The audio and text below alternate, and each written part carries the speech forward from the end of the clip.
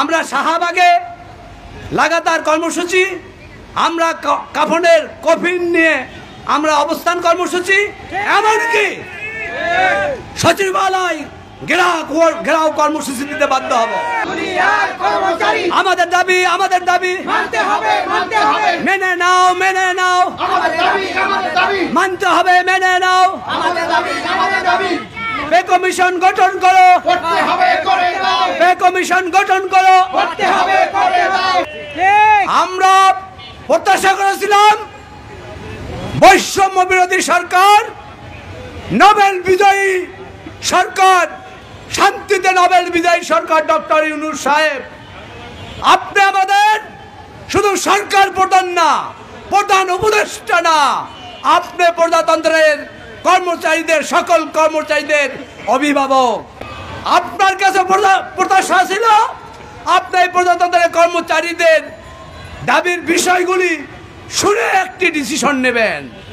আমরা বিভিন্ন সময় সরকারের পক্ষ থেকে বিভিন্ন পত্র পত্রিকায়, সোশ্যাল মিডিয়ায় যে বিষয়গুলি দেখেছি, আমাদের কাছে তামাশা মনে হয়েছে যে প্রজাতন্ত্রের অভিভাবক প্রজাতন্ত্রের কর্মচারীদের সাথে কথা না বলে, প্রজাতন্ত্রের কর্মচারীদের দুঃখ দুর্দশার কথা না শুনে উনি কিভাবে 20% হোক, 30% হোক, 10% হোক, এই আবল তাবল বিষয় উনি কথা বলছেন।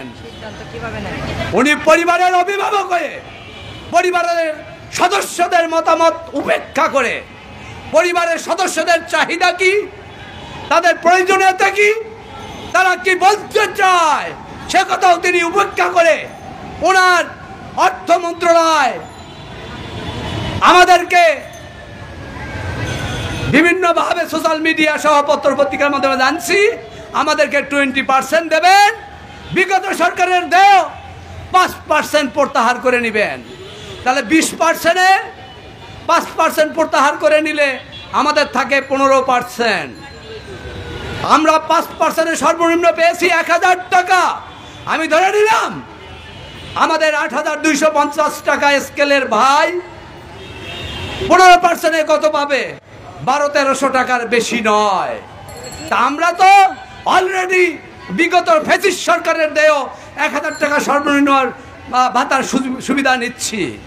আপনি আমাদের কর্মচারীদের প্রত্যাশার কথা উপেক্ষা করে আপনি আবারও মন গড়াভাবে আপনার অর্থ মন্ত্রণালয় দিয়ে আমাদের কথা না শুনে, আমাদের প্রতিনিধিবৃন্দুর কথা না শুনে আপনি আবারও তামাশা শুরু করে দিয়েছেন অর্থ মন্ত্রণালয়ের মাধ্যমে।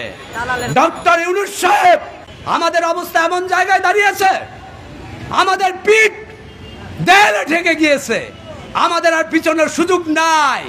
আমরা কোনোভাবেই আমাদের পরিবার পরিজনের ব্যয়ভার বহন করতে পারছি না। আমরা দেনা দাবায় জর্জরিত। আমাদের গত 23 সালে এক বিডিআর জওয়ান ভাই তার পরিবারের খরচ বহন করতে না পারে আত্মহুতি দিয়েছে। আগামী জুন মাসের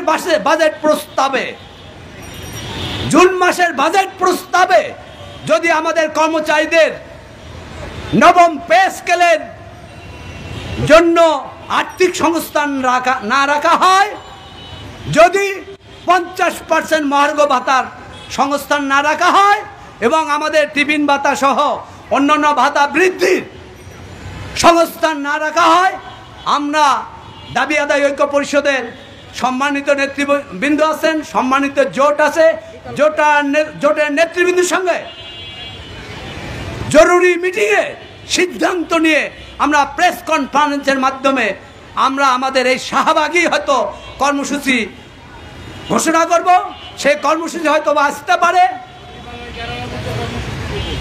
আমরা শাহবাগে লাগাতার অবস্থান কর্মসূচি, আমি সম্ভাব্য কর্মসূচির বিষয়গুলি বলছি। আমরা শাহবাগে লাগাতার কর্মসূচি, আমরা কাফনের কফিন নিয়ে আমরা অবস্থান কর্মসূচি, এমনকি সচিবালয় ঘেরাও কর্মসূচি দিতে বাধ্য হব। ডক্টর ইউনূস সাহেব, আপনি কর্মচারীর অভিভাবক হয়ে, পরিবারের অভিভাবক হয়ে পরিবারের সদস্যদের কথা গুরুত্ব দিয়ে দেখুন। আমরা চাই না আমরা শান্তি শৃঙ্খল প্রজাতন্ত্রের কর্মচারী, আপনার সরাসরি কর্মচারী, আমরা অন্যের কর্মচারী না। আপনি আমাদের পরিবারের প্রধান হিসেবে দ্রুততার সঙ্গে আমাদের দাবি আদায় ঐক্য পরিষদের সম্মানিত নেতৃবৃন্দের সঙ্গে কথা বলুন, আলোচনা করুন। আলোচনার মাধ্যমে আপনার রাষ্ট্রীয় আর্থিক সুবিধা বাদেও পে কমিশন যদি গঠন করেন, রাষ্ট্রের 1 টাকাও লাগবে না, রাষ্ট্রের 1 টাকাও লাগবে না যদি পে কমিশন গঠন করেন।